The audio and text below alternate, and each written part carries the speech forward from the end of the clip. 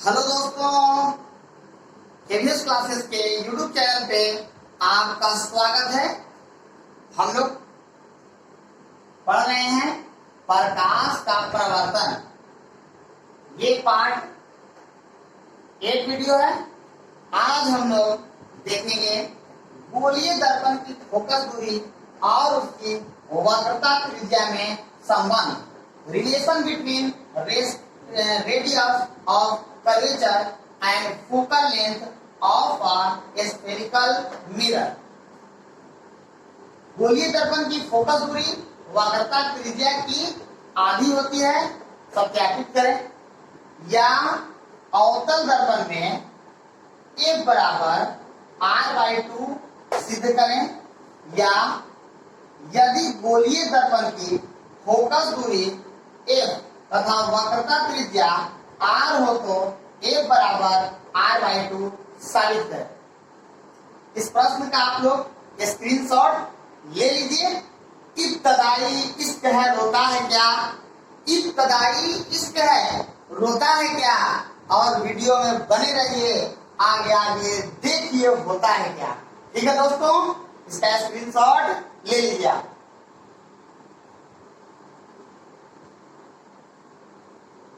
इसे साबित करने से पहले हम लोग कुछ बेसिक चीजों को जान लेते हैं जो हमारे लिए बहुत ही जरूरी है। ठीक है दोस्तों, तो पहला हम जानेंगे समद्विबाहु त्रिभुज।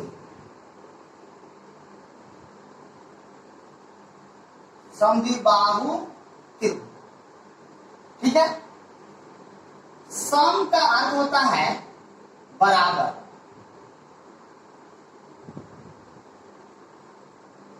सम का अर्थ क्या है? बराबर। और द्वि का मतलब है दो, और बाहु का मतलब है भुजा। क्या दोस्तों? समद्विबाहु त्रिभुज। सम का मतलब बराबर, द्वि का मतलब दो, और बाहु का मतलब भुजा। ऐसा त्रिभुज जिसकी दो भुजाएं बराबर हो। ऐसा त्रिभुज जिसकी दो भुजाएं बराबर हो उसे समद्विबाहु त्रिभुज कहते हैं। ऐसा त्रिभुज जिसकी दो भुजाएं बराबर हो उसे क्या कहते हैं? समद्विबाहु त्रिभुज कहते हैं। अब जैसे मानिए कि हम जो है एबीसी एक त्रिभुज ले लेते हैं। एबीसी क्या ले लेते हैं? त्रिभुज ले लेते हैं। मान लीजिए कि इसका यहाँ पास 70 डिग्री है, इसका यहाँ पास क्या है? 70 डिग्री है।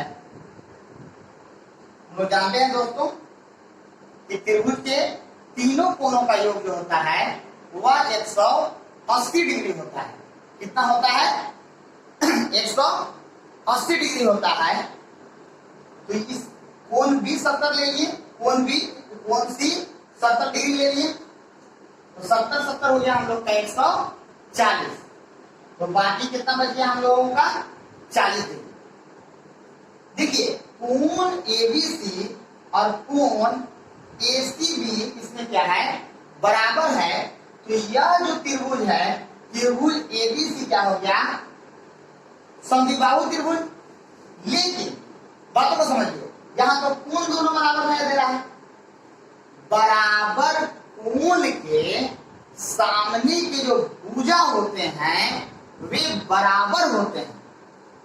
बराबर कोण के सामने के भुजा बराबर होते हैं, और बराबर भुजा के सामने के कोण भी क्या होते हैं? बराबर होते हैं। अगर ये 70 डिग्री है, ये 70 डिग्री है, तो इसके सामने का भुजा मतलब कोण सी के जो सामने का भुजा है वह क्या है? AB है। वह क्या है? AB है। और कोण AB के सामने का जो कोण ABC मतलब कोण B के सामने का जो भुजा है वह क्या है, AC है। बात समझ में आ रहा है? तो बराबर कोण के सामने के जो भुजा होते हैं वे क्या होते हैं, बराबर होते हैं। तो इसलिए यहाँ पास AB और AC दोनों क्या हैं, बराबर हैं। दोनों क्या है, बराबर है। ये एक चीज हुआ। एक चीज हम लोगों को और बेसिक जानना जरूरी है। A बराबर R/2 को सिद्ध करने के लिए एक और बेसिक चीजों का हम लोगों को जानकारी होना जरूरी है। वह है एकांतर कोण। एकांतर कोण, एकांतर कोण को हम लोग जान ले।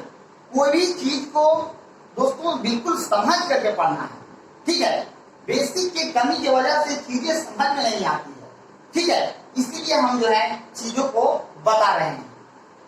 देखिए एकांतर कोण क्या होता है कि जब दो समानांतर रेखाओं को, और भी समानांतर रेखाएं हो सकती हैं, जब दो समानांतर रेखाओं को कोई एक तिर्यक रेखा प्रतिच्छेद करती है।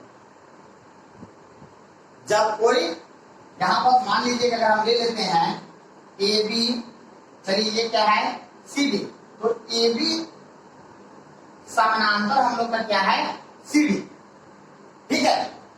तो दो समानांतर रेखाओं को जब कोई तिरछी रेखा काटती है, प्रतिच्छेद करती है, तो ये कोण और ये कोण जो आप देख रहे हैं, जगह देख लीजिए कहां पास बन रहा है कोण, ये कोण। यहां पर चलिए मान लेते हैं G ले लेते हैं और यहां पर ले लेते हैं H। कहने का ये है कि कोण AGH मतलब ये कोण, ठीक है। और कोण DHG मतलब ये कोण, ये दोनों कोण जो है एकांतर कोण कहलाते हैं। और ये एकांतर कोण क्या होते हैं, बराबर होते हैं। एकांतर कोण क्या होते हैं बच्चों, क्या होता है दोस्तों, एकांतर कोण क्या होते हैं, बराबर होते हैं। आप समझ पाए? ऐसे ये कोण और ये नीचे वाला कोण संगत कोण कहलाता है। ये भी क्या होते हैं, बराबर होते हैं। क्या आप चीजों को समझ पाए दोस्तों?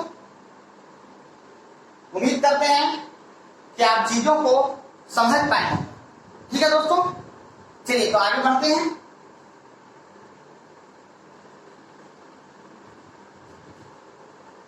बच्चों के लिए थोड़ा ये टॉपिक कॉम्प्लिकेटेड होता है, बिल्कुल आप आराम से और ध्यान दे करके समझेंगे, बिल्कुल दिमाग में उतर जाएगा, ठीक है। चलिए बिल्कुल ध्यान दे करके। अगर चैनल पे नए हैं तो चैनल को सब्सक्राइब कर दीजिए, जिससे मेरा वीडियो जो है आप तक पहुंचता रहेगा, ठीक है दोस्तों।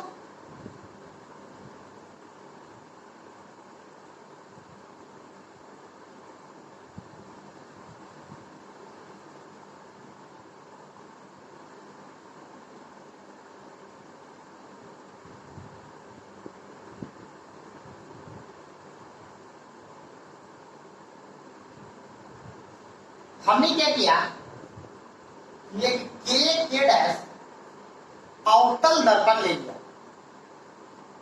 एक K डैश अवतल दर्पण ले लिया, ठीक है दोस्तों। अब देखिए ये इसका क्या है, ध्रुव है, क्या है, पोल, ध्रुव। और ये क्या है, मुख्य फोकस, मुख्य फोकस। और ये है हमारा क्या, वक्रता केंद्र। क्या है, वक्रता केंद्र। और ये फोकस और ध्रुव की बीच की दूरी क्या है, फोकस दूरी। ध्रुव और मुख्य फोकस के बीच की दूरी है फोकस दूरी, ठीक है। अब देखिए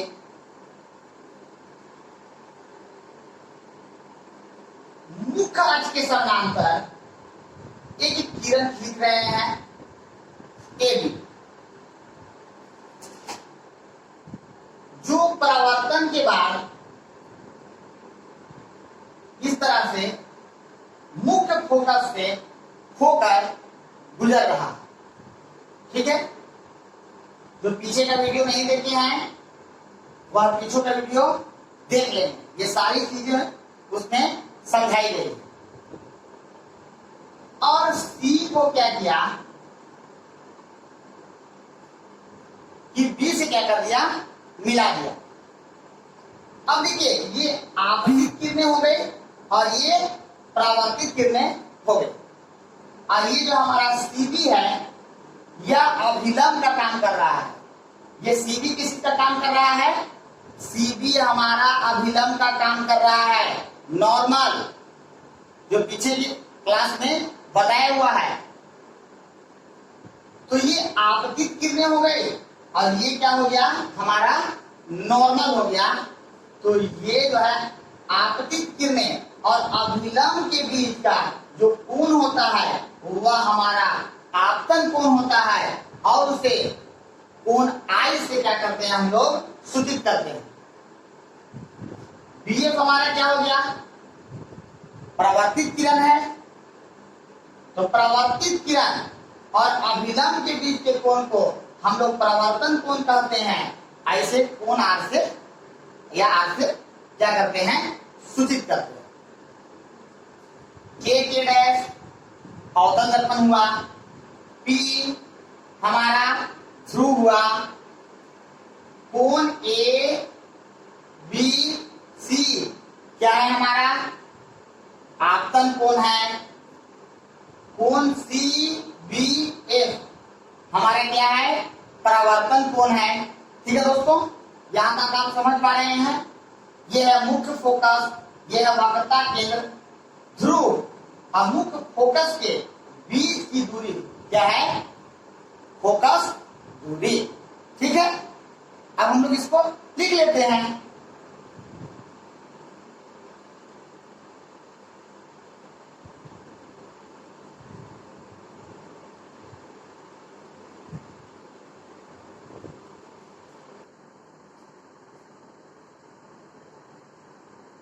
ठीक है दोस्तों, देखिए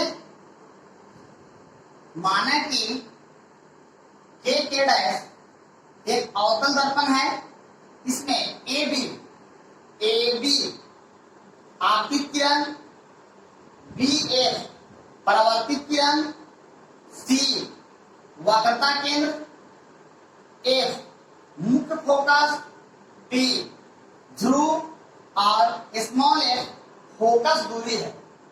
क्या है, फोकस दूरी है। कोण एबीसी बराबर आपतन कोण, कोण आई, क्योंकि आपतित किरण और ये अभिलंब के बीच का कोण है। तो कोण एबीसी क्या हो गया, आपतन कोण हो गया। ठीक उसी तरीका से कोण सीबीए परावर्तित किरण और अभिलंब के बीच का कोण है। ठीक है, तो ये क्या हो गया, परावर्तन कोण, कोण आर। ठीक है, अब दोस्तों माने कि फोकस दूरी पीएफ बराबर एफ तथा वक्रता त्रिज्या पीसी कैपिटल आर है।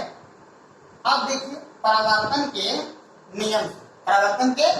नियम से कोण एबीसी बराबर कोण सीबीएफ हो जाएगा, क्योंकि आपतन कोण और परावर्तन कोण दोनों क्या होते हैं, बराबर होते हैं।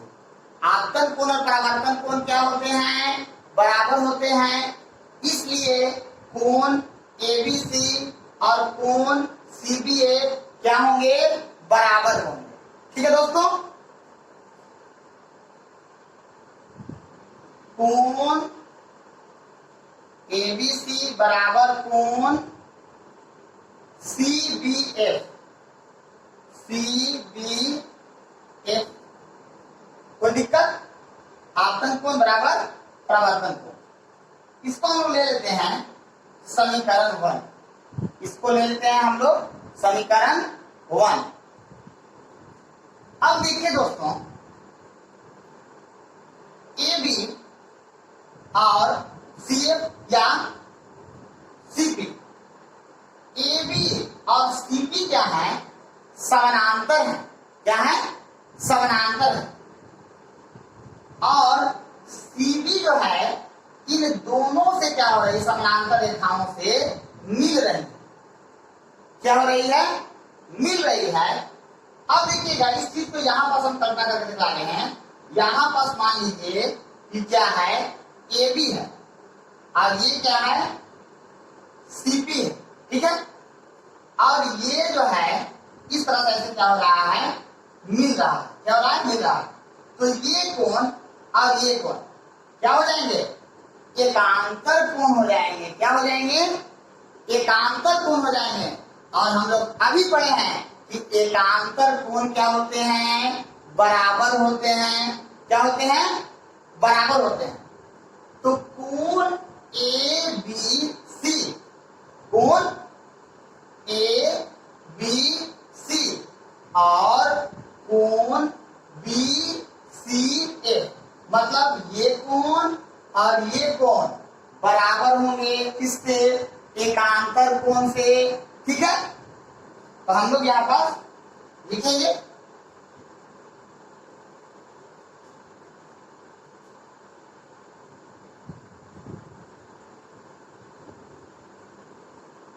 क्योंकि ए बी समानांतर सीपी है। ठीक है। ए बी समानांतर क्या है? सीपी है। और सीबी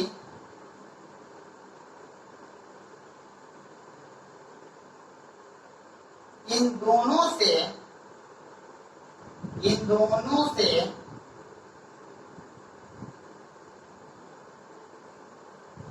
मिल रही है। और सीबी जो है इन दोनों से क्या हो रही है? मिल रही है। ठीक है। इसलिए कोण ए बी सी, कोण ए बी सी बराबर हो जाएंगे कोण बी सी एफ, कोण बी सी एफ। एकांतर कोण के कारण, इसी कारण एकांतर कोण के कारण, एकांतर कोण से। आज इसको ले रहे हैं हम लोग समीकरण 2। अब ध्यान दीजिए कोण एबीसी बराबर है कोण सीबीएफ, कोण एबीसी बराबर सीबीएफ। कोण मतलब ये कोण बराबर ये कोण है और इस कोण के बराबर ये कोण है। तो ये कोण और ये कोण बराबर होगा ना? नहीं समझ में आया? क्या देखिए, मान लिया जाए कि 3 लड़का है। मान लीजिए कि ये करुआ है और ये जो है छोटुआ है। और मान लिया जाए कि यहां पास जो है एक, अब मान लिया जाए, देखिए ये क्या है? छोटू, छोटुआ और मोटुआ दोनों क्या है? बराबर है। क्या है? बराबर है। और ये जो कलुआ है यह जो है मोटुआ के बराबर है। मोटुआ क्या है? बराबर है। ये बताइए कि जब ये बराबर ये है और इसके बराबर ये है तो क्या ये बराबर ये नहीं होगा? ठीक उसी तरीका से यहां पास कोण एबीसी, कोण एबीसी और कोण सीबीएफ, ये कोण और ये कोण क्या है? बराबर है। और ये कोण और ये कोण क्या है? बराबर है। तो ये कोण और ये कोण क्या हो जाएंगे? बराबर हो जाएंगे। क्या हो जाएंगे? बराबर हो जाएंगे। ठीक है दोस्तों।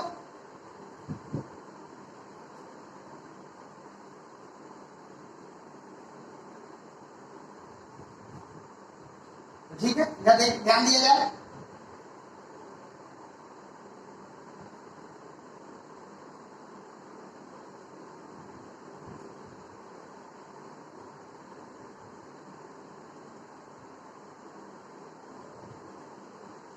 समीकरण 1 तथा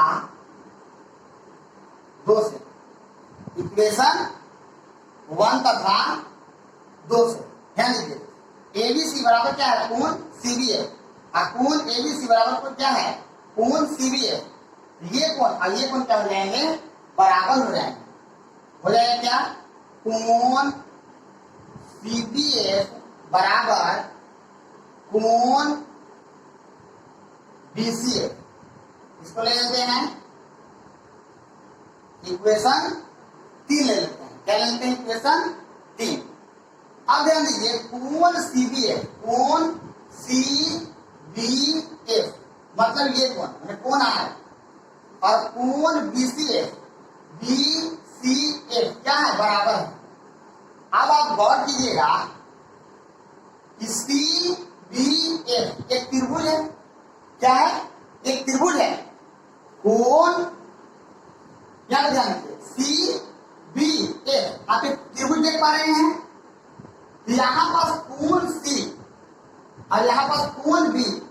तो जब किसी त्रिभुज में दो कोण बराबर हो जाएंगे, जब इस त्रिभुज में दो कोण बराबर हो जाएंगे तो वे कहलाएंगे क्या, समद्विबाहु त्रिभुज। अब ध्यान दीजिए, आप बातों को समझिएगा कि ये कोण और ये कोण बराबर है, तो इस कोण की सामने की भुजा है सीएफ। क्या है, सीएफ, और इस कोण की सामने की भुजा जो है वो है बीएफ। क्या है, बीएफ। अब ध्यान दीजिए कि सीएफ और बीएफ क्या हो जाएंगे, आपस में बराबर हो जाएंगे। क्या हो जाएंगे, बराबर हो जाएंगे। ठीक है, यहाँ पर थोड़ा सा मिटाते हैं दोस्त, जगह नहीं है। ठीक है,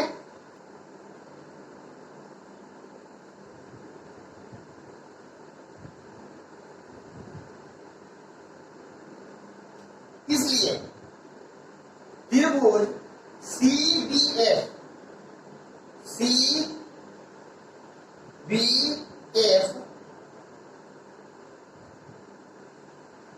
एक समद्विबाहु त्रिभुज हुआ। समद्विबाहु त्रिभुज हुआ क्योंकि त्रिभुज सीबीएफ एक समद्विबाहु त्रिभुज हुआ, इसलिए सीएफ और बीएफ, सीएफ बराबर बीएफ। ठीक है,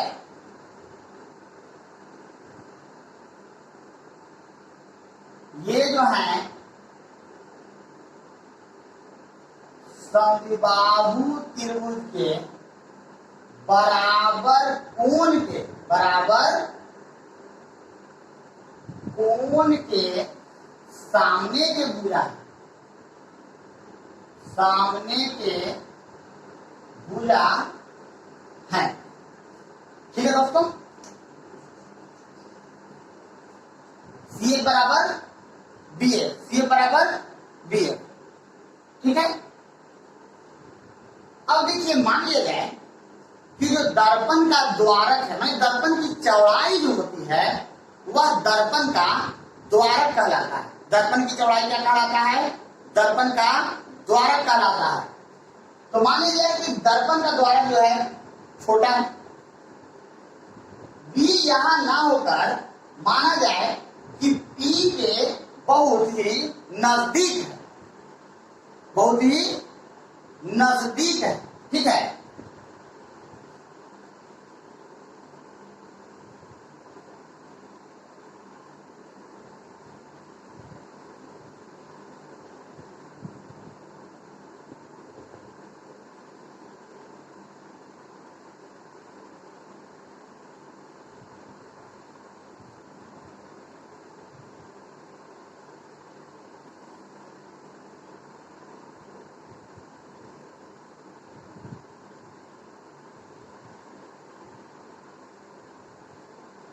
छोटा है। ठीक है,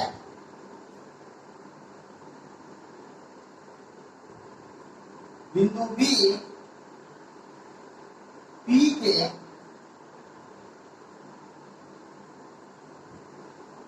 अति निकट है, अति क्या है, निकट है, ठीक है। तो हो जाएगा क्या कि बीएफ जो है पीएफ पे क्या हो जाएगा, बराबर हो जाएगा। इसलिए बीएफ बराबर क्या हो जाएगा, पीएफ, ठीक है। बीएफ बराबर क्या हो जाएगा, पीएफ हो जाएगा, बीएफ बराबर पीएफ। तो जब बीएफ बराबर पीएफ हो गया, बीएफ बराबर पीएफ हो गया, ठीक है। तो ये भुजा बराबर है, तो पीएफ जो है सीएफ के क्या हो जाएगा, बराबर हो जाएगा। जब बीएफ बराबर पीएफ, ठीक है, तो इसलिए हो जाएगा क्या चीज, सीएफ बराबर क्या हो जाएगा, पीएफ, सीएफ बराबर पीएफ। अब यहां पास दिया हुआ है ये पीएफ, पीसीएफ पूरा क्या है, पीसी, पूरा क्या है, पीसी। अब देखिए बातों को समझिएगा कि पीसी बराबर हम लिख सकते हैं CF plus PF, CF CA plus PF, ठीक है। तो पीसी बराबर, अब ध्यान दिया जाए कि सीएफ और पीएफ क्या है, दोनों बराबर है, दोनों क्या है, बराबर है, दोनों क्या है, बराबर है। तो जब दोनों बराबर है, जब दोनों क्या है, बराबर है, तो हम लोग लिख सकते हैं ना, सीएफ को भी पीएफ लिख सकते हैं, सीएफ को भी पीएफ लिख सकते हैं। तो हम लोग का हो जाएगा कि पीसी बराबर 2पीएफ, पीसी बराबर क्या हो जाएगा, 2पीएफ। एकदम गौर से समझिए दोस्तों, क्या हो जाएगा, पीसी बराबर 2पीएफ, ठीक है।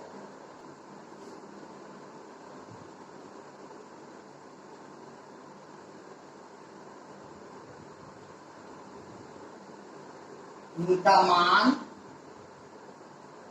रखने पर पीसी, पीसी बराबर हम लोग शुरू में ये हुए हैं कि पीसी बराबर हमारा क्या है, वक्रता त्रिज्या है, और 2पीएफ, पीएफ क्या है हमारा, एफ, हो गया क्या कि 2एफ, ठीक है।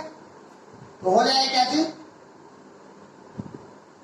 R/2 बराबर एफ, इसलिए एफ बराबर R/2। क्या हो गया दोस्तों, ये साबित हो गया। क्या आप चीजों को समझ पाए, ठीक है, ठीक है दोस्तों। तो आज भर इतना ही, फिर मिलेंगे नेक्स्ट वीडियो में। और आप जो है स्क्रीन पर इसका रहेगा, आप उसका स्क्रीनशॉट ले लीजिएगा, ठीक है दोस्तों।